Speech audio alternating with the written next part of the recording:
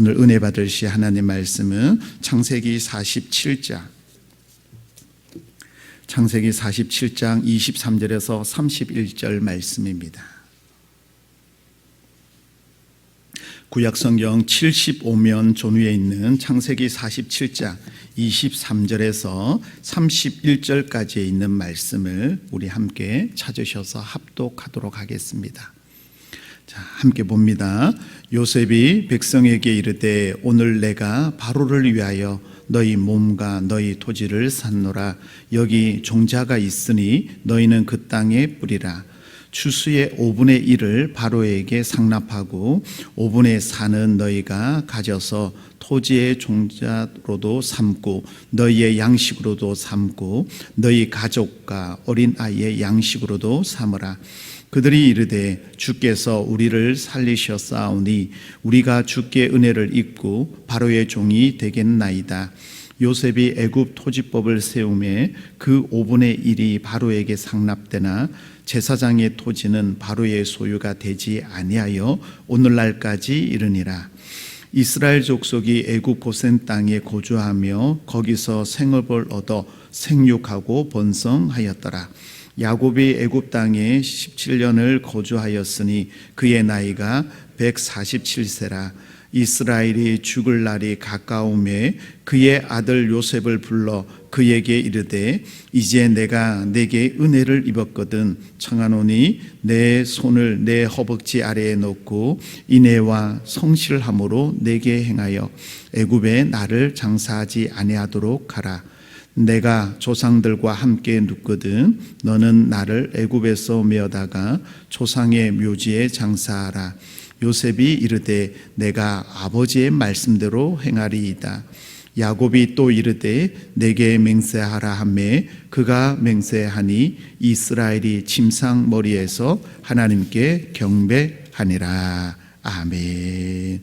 오늘은 야곱의 마지막 당부라는 말씀으로 함께 은혜 나누겠습니다. 우리가 창세기 47장 말씀을 우리가 보고 있습니다. 오늘 31절까지 마무리되는 부분입니다. 먼저 23절에서 26절까지 보면 요셉이 애굽의 토지법을 세웁니다. 그 토지법을 통해서 백성들을 어떻게 이끌어가는가 내용이 나오고, 이어서 27절부터 31절까지는 야곱의 마지막 당부인데 다른 말로 하면 야곱의 소원을 지금 요셉에게 이야기합니다. 그리고 이제 48장에 보면 야곱이 병들어서 죽게 되는 내용으로 이제 넘어가게 되는데요. 오늘 말씀해 보시면 지금 요셉이 총리가 되어서 가족들이 올라와서 고생 땅에서 목축업을 해서 시간이 흘렀습니다. 그 시간이 얼마나 흘렀냐면 28절에 보면 애굽 땅에 17년을 거주하였다라고 말해요. 그러니까 야곱이 130세에 올라와서 이제 17년 시간이 흘렀죠. 그 시간 동안 많은 변화들이 일어나는데, 먼저 애굽의 토지법을 요셉이 어떻게 세우는지 한번 보세요. 23절에 보시면 백성들에게 종자를 나눠줍니다. 그러니까 씨앗을 나눠줘서 씨앗을 심게 한다는 것은 그 당시에 풍년이 지나고 흉년이 이제 끝날까 무렵이라는 것을 우리가 추측할 수 있죠. 그러니까 요셉이 하나님께 주셨던 그 비전과 꿈이 애굽뿐만 아니라 세계를 살리는 그런 사람으로 하나님께 세워주셨는데, 요셉을 통하여 한 일이 뭐냐면요, 씨앗을 심게 하는 겁니다. 23절에 보세요. 중반절에 너희 몸과 너희 토지를 샀어요. 어떻게 해요? 물건을 바꿨죠. 그 시기라. 그래서 종자를 주면서 그 땅에 뿌리라 라고 말을 해요. 자, 그런데 어떻게 거둬들인지 잘 보세요. 24절에 추수의 몇 분의 1요? 5분의 1이에요. 그 당시에 바벨론이나 다른 지역에 보면 거의 60%나 50%를 상납하도록 돼 있어요. 그러니까 백성들이 농사를 실컷 짓고 나서 자기가 가지는 것은 거의 없었어요. 근데 요셉은 어떤 걸 말했냐면 5분의 1은 바로에게 상납하고 나머지는 5분의 4가 주는 너희들이 생활하도록 해라. 그 말은 요셉이 지금 애굽을 다스리지만 뭐예요? 백성들을 위한 정치를 하고 있는 거예요. 그래서 24절에 보세요. 중반절에 5분의 4는 너희가 가지는 거예요. 5분의 1은 상납하고 5분의 4는 뭘 하냐면 보세요. 토지의 종자로도 삼고, 그러니까 종자를 삼아야 다음에 또 농사를 또 시작할 수 있는 거죠. 삼고, 두 번째 양식으로 삼고, 너희도 먹어야 되니까 먹게 하고, 세 번째는 보세요. 가족과 어린이의 양식으로 삼아라. 삼고 삼으라는 말은 뭐예요? 계속해서 너희를 위해서 쓰고 그 다음 해를 준비하라는 거예요. 요셉의 삶을 보면은요, 하나님의 은혜로 되지만 현실만 끝나는 게 아니라 다음을 준비하고 다음 세대를 준비하는 요셉의 모습을 볼 수 있어요. 이 모습이 어디서 나왔냐면요, 믿음 안에서 하나님의 주신 꿈과 비전을 통해서 요셉에게 나타납니다. 자, 이렇게 됐더니 백성들의 반응을 볼게요. 요셉이 행한 정치를 통하여서, 이 토지법을 통하여서 백성들이 뭐라고 고백하냐면 25절 함께 봅니다. 그들이 이르되 주께서 우리를 살리셨사오니 우리가 주께 무엇을 입었고요? 은혜를 입었다라고 말해요. 앞에 내용에 보면 15절과 19절에 보면은요, 47장 15, 19절이면 어찌하여 주 앞에서 주께서 죽으리이까, 우리의 죽음을 어떻게 하려고 그럽니까? 죽으리이까 단어를 사용했어요. 힘들었으니까. 왜요? 곡식이 없으니까. 곡식을 살려면 밭을 갈고 해야 되는 가축을 팔아서 곡식을 사니까. 그러면 농사는 어떻게 해요? 그러니까 앞이 막막한 거예요.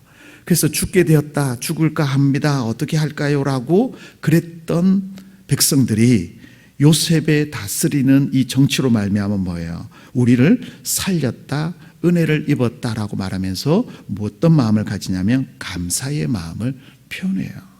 그러니까 요셉은 그냥 바로를 통해서 모든 걸 끌어모으는 게 아니라 그걸 통해서 백성들이 살아갈 수 있도록 그 말을 해요. 그래서 26절에 보세요. 요셉이 애굽 토지법을 세움에 5분의 1을 바로에게 상납하고 5분의 4는 하는 토지법을 정해버려요. 앞에 말씀드린 대로 다른 나라들은 50% 내지 60%를 상납하도록 돼 있었어요. 그 당시에 어려웠으니까, 가뭄이었으니까. 그러나 요셉은 그러지 아니하고 뭐예요? 거둬들이고 백성들이 살아갈 수 있는 길을 준비합니다. 근데 요셉이 이 일을 통해서 백성들이 살도록 하고 한 가지 더 한 게 있는데, 오늘 26절 중반절에 보면 제사장의 토지는 손대지 않습니다. 왜냐하면 종교의 이 토지를 왕권 아래에 두지 아니하고 왕권 위에 둡니다. 왜냐하면 왕이 다스리다가 나중에 제사장의 토지까지 손대게 되면 그 모든 것이 뭐예요? 왕권을 아래에 두게 되면 하는 일을 모든 것들, 예배까지 모든 것들을 관여하게 되니까 요셉은 이런 정치까지 뭐예요? 정치 아래에 두지 않고 따로 별도로 두어서 제사장들은 그 일을 하는데 어려움이 없도록 그 일을 정리를 해요. 여러분, 종교는 절대 국가 아래에 있을 수가 없습니다. 하나님께서 우리를 통하여, 믿음의 백성을 통하여 이끌어 가십니다. 그래서 나라에서 종교를 다스리고 하다 보면 뭐예요? 결국은 이 나라의 정치법에 예배나 모든 것들이 내려가게 되거든요. 근데 요셉은 그러지 않고 26절 하반절에 제사장의 토지는 바로의 소유가 되지 않도록 오늘까지 이르게 하더라. 요셉이 이 정치를 딱 정해놓아요. 그러니까 요셉이 있을 동안에는 어느 누구도 이스라엘 백성 고센 땅에 있는 사람을 건드리지 못해요. 근데 시간이 지나고 나면 우리가 출애굽기 보지만 요셉을 잊어버리고 다른 왕이 세워졌을 때는 이스라엘 백성에게 어려움을 당하죠. 그만큼 요셉이 이 일을 한 것은 바로 뭐냐면 백성을 지키고 애굽의 나라 백성 지키고 하나님의 백성으로서 살아갈 수 있도록 그 일을 토대를 다 만들어 간 거예요. 하나님의 지혜로 말미암아. 그래서 여러분, 이 나라를 다스릴 때는 요셉과 같은 이런 탁월한 사람들이 있어서 자기 유익을 위하여 살아가는 게 아니라 백성과 나라를 위하여 다음 세대를 준비하는 이런 지도자가 필요한 거예요. 이런 요셉과 같은 지도자들이 우리나라에, 우리 교회에 일어날 수 있도록 여러분들 기도하고 믿음으로 승리하길 축복합니다. 자, 이렇게 나라를 다스려서 시간이 흘렀어요. 풍년과 흉년이 다 지나갔어요. 시간이 흘렸어요. 자, 그러면 이스라엘 백성들은 어떻게 됐을까요? 고센 땅에서. 그죠? 자, 그 내용이 이렇게 시작돼요. 시간이 흐르고 27절 함께 봅니다. 이스라엘 족속이 애굽 고센 땅에 거주하며 거기서 생업을 얻어 생육하고 뭐 하였더라? 번성하였더라고 말을 해요. 애굽에 올라왔고 흉년 때 왔는데 시간이 흘렸지만 애굽은 계속해서 이스라엘 백성들은 계속해서 생육하고 번성해요. 오늘 숫자가 나오지 않지만 출애굽할 때 보면 200만 명이 넘는 어마어마한 숫자로 이제 넘어가게 되는 거죠. 자, 오늘 보면 이 이스라엘 족속은 생육하고 번성하다. 여러분 이 내용 어디서 많이 보지 않았어요? 아브라함에게 주셨던 창세기 17장부터 야곱에게 말씀했던 그 약속이 뭐예요? 고센 땅에서 이루어져요. 그래서 하나님께서 약속하신 그 약속은 신실하게 이루어짐을 봅니다. 제가 지난번에 며칠 전에 설교할 때 말씀드렸죠. 지난주에 이삭 때에 이루어지도록 하지 아니하고 뭐예요? 야곱의 때에 이 일을 이루어지게 해요. 왜요? 야곱을 통하여서 28장에 보면 야곱에게 이 약속을 하나님이 하셨거든요. 근데 147세가 되어서 하나님께서 뭐예요? 요셉을 먼저 보내죠. 애굽에 보내고 134에 와서 17년이 지난 뒤에 번성하고 생육하는 그 일을 하나님께서 야곱을 통하여 보게 합니다. 그래서 야곱은 이런 고백을 해요. 우리가 앞에 있는 내용이지만 나그네 인생을 살았다라고 47장 9절에 그 표현을 해요. 나그네 길을 두 번 이야기하고 마지막에 험악한 세월을 보냈다라고 야곱이 바로 앞에서 고백을 하거든요. 그만큼 야곱은 어려운 인생을 살았는데 오늘 보면 야곱이 이런 고백을 해요. 자, 봅시다. 28절에 보면 17년이 지나고 147세예요. 자, 그러면 야곱이 가나안에서 77년을 살고 그리고 밧단 아람에서 그러니까 외삼촌 집에서 20년을 살죠. 그러니까 20년이 살았으니까 97세에 이제 다시 가나안 땅으로 와요. 그래서 가족을 이끌고 와서 시간이 지나서 가나안에서 33년을 살고 그럼 130세가 되거든요. 그리고 130세에 애굽에 와서 17년을 살았으니까 거의 뭐예요? 나그네 인생을 살았어요. 그리고 자기가 죽음의 때가 가까우니까 29절 보세요. 이스라엘이 자, 야곱이라는 단어와 이스라엘 단어를 지금 계속해서 번갈아 써요. 야곱이 하나님을 만나고 하나님께서 뭐라고 그러죠? 너는 야곱이라 하지 말고 이스라엘, 그죠?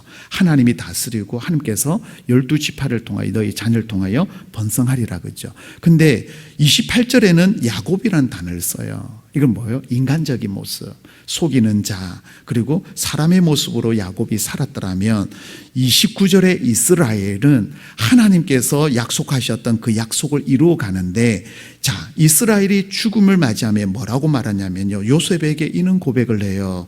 29절, 이제 내가 내게 무엇을 입었거든요? 은혜를 입었다라고 말을 해요. 은혜라는 말은 노년에 130세에 와서 요셉을 통하여서 17년을 돌봄의 인생을 살게 됩니다. 그래서 야곱이 요셉에게 이런 부탁을 해요. 어떤 부탁이냐면 29절 중반절에 보세요. 내 손을 내 허벅지 아래에 넣고 그 당시에 약속하거나 할 때에 행하던 행위거든요. 그리고는 뭐라고 말하냐? 인애와 성실이라는 단어를 여러분 기억하세요. 야곱이 요셉에게 이렇게 말을 해요. 인애와 성실함으로 나를 애굽에 장사해 달라라고 이렇게 말을 해요. 애굽에서 나를 장사하지 말고 뭐예요? 부모가 했던 고향의 땅으로. 그러니까 왜 야곱이 이런 고백을 할까요? 창세기 28장에 약속하셨던 그 약속의 말씀을 믿고 또 애굽에 올라올 때에 하나님께서 나타나셔서 뭐라 그랬죠? 브엘세바에서 나타나서 너를 올려보내고 반드시 너를 다시 돌아오게 하리라는 그 약속의 말씀을 야곱이 붙잡고 있었어요. 그래서 130대에 애굽으로 올라왔죠. 그리고는 너는 죽어서 다시 오게 된다는 것은 야곱이 알았거든요. 그러니까 야곱이 죽으면 이 땅에 묻지 말고 뭐예요? 고향의 땅으로 보내달라고. 끝까지 야곱은 죽음을 맞이하면서 뭐예요? 하나님의 약속의 말씀을 붙잡고 있었다는 거예요. 그래서 요셉에게 뭐라고 말했냐면 인애와 성실, 그 당시에 사람에게 계시된 하나님의 성품이 바로 뭐냐면 인애와 성실이라는 단어예요. 하나님의 계시를 성품을 표현하는 게 하나님의 인애와 성실을 말하는데 야곱이 파란만장한 삶을 살았어요. 나그네 인생을. 야곱이 얼마나 여러분 욕심이 많았어요. 깨와 노력으로 모든 것들을 취하려고 하는 그런 인생. 그래서 여러분 77세에 거의 외삼촌 집으로 가거든요. 그래서 20년이라는 세월을 지나서 90이 넘어서 모든 것을 쟁취해서 돌아와요. 고향으로. 그 나이에 얼마나 어렵고 힘들었을까요? 얼마나 외롭고 눈물을 많이 흘렸을까요? 근데 자기 깨와 노력으로 모든 것을 성취했다고 생각했는데 야곱이 깨달은 게 뭐냐면 이스라엘로 이름을 바뀌면서 뭐예요? 하나님의 인애와 성실을 깨닫게 된다. 다시 말하면 하나님의 그 성품으로 말미암아 하나님의 사랑과 성실하게 그 약속을 이루감으로 말미암아 내가 여기에 있고 하나님의 은혜로 모든 것을 이루게 됐다는 바로 야곱의 고백이 오늘 29절에 담겨져 있어요. 그래서 요셉아, 이 모든 일을 한 것은 네가 아니라 하나님이 하셔서 내 인생에 하나님께서 개입하셔서 내가 한 줄 알았더니 그게 아니라 하나님께서 개입하셔서 인애와 성실로 나를 이루어 주신 것처럼 너 또한 그것을 붙잡고 나를 이 땅에 두지 말고 고향의 땅에 조상의 묘지에 가서 장사해 달라고 요셉에게 마지막 당부를 해요. 그때 요셉이 내 아버지 그렇게 할게요, 말씀대로 할게요 라고 말할 때 31절 보세요. 야곱이 말을 해요. 야곱이 맹세하라 그랬더니 맹세하죠. 마지막 31절에 보면 야곱이 이렇게 고백하죠. 이스라엘이 침상머리에서 누구께 경배하였더라? 하나님께 경배합니다. 마지막까지 야곱이 붙잡고 있었던 것은 바로 뭐냐면 하나님이었습니다. 하나님의 약속. 여러분, 우리는 잘 나가면 내가 한 줄 알고 내가 은혜로 된 건데 그걸 잊어버리고 살아가요. 근데 야곱이 자기의 모습으로 자기의 삶으로 사는 줄 알았는데 야곱의 고백이 이런 고백이었어요. 인애와 성실, 하나님의 은혜였다라고 고백하는 거예요. 그리고 마지막에 하나님께 예배를 드립니다. 하나님 하셨어요. 내 이 나이 되도록 하나님이 함께 하셔서 이런 모습으로 살아왔어요 라고 마지막에 고백해요. 여러분, 우리는 어떨까요? 죽음을 맞이할 때 우리는 뭐라고 고백할까요? 여러분, 야곱이 마지막 때에 하나님의 약속을 이뤄가고 요셉에게 주셨던 그 꿈을 야곱은 늘 마음에 담고 있었어요. 그런데 세월이 흘렀는데 그 약속이 요셉을 통하여 그대로 이루어진 것을 야곱이 보았습니다. 누가 하셨습니까? 하나님께서 하게 하셨어요.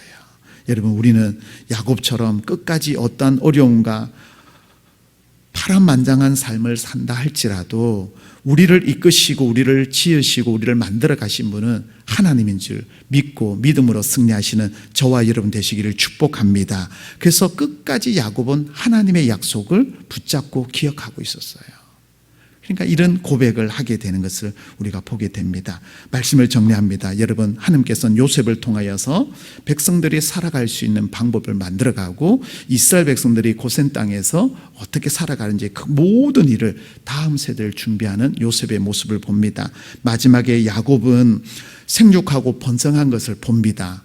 약속을 신실히 이루시는 그 하나님을 만나게 되고 인애와 성실로 말미암아 하나님께 예배하고 영광 드리는 야곱의 마지막 모습이 오늘 31절입니다.